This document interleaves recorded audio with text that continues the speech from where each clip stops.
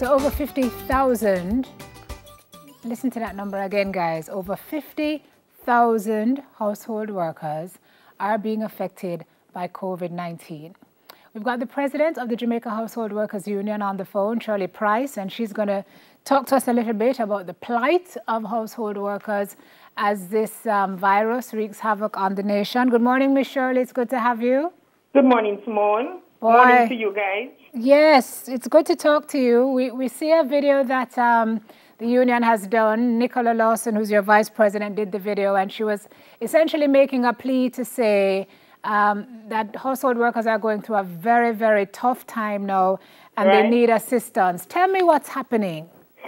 Well, domestic workers, well, it's across the world, but I can speak to us here in Jamaica. Yes. Where that some of them, the employers send them home without pay and without even notice.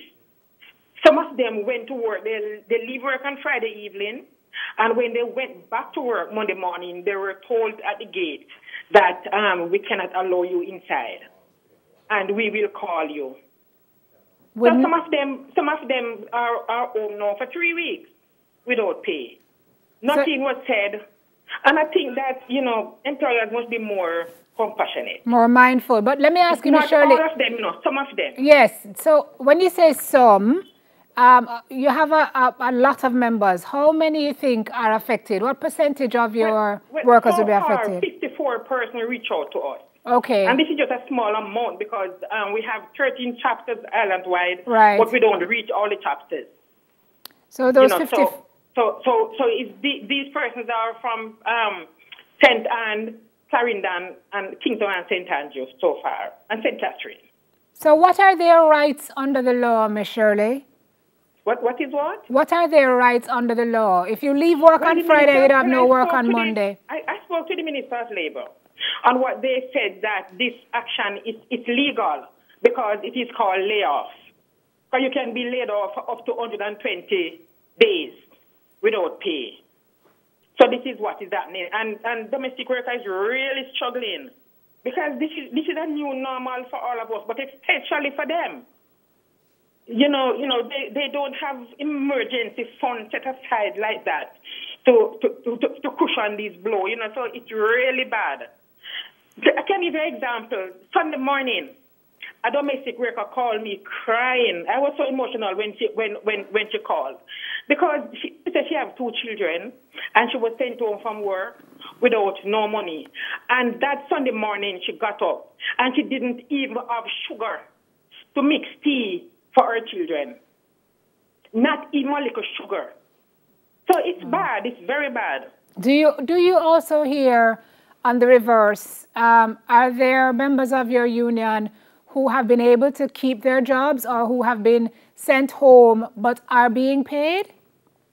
We have workers that's still working. We have workers that was sent home, and I make some calls. We make some calls to employers, and some of them, was called back. Not sure it's because of our intervention or because they can't manage. Yeah. So we don't know, but some of them were called back. But most on the list still out. So tell me what the union is asking Jamaica to do, because you've reached out for support. Yes. Well, what we have been asking the public sector to help us with food, so we can do some care packages. We're getting some support, but it's very, very low. And then we did the fundraising, the video that you saw, that we are asking for help worldwide to help domestic workers. We said if we get that fund, we can be able to give domestic workers some money to tie them over, So but that is also going very slow because this pandemic is worldwide. So people saying that they don't have the resources right now. Correct, which is a problem. And even though the government announced some good initiatives, but I think domestic workers will be left behind because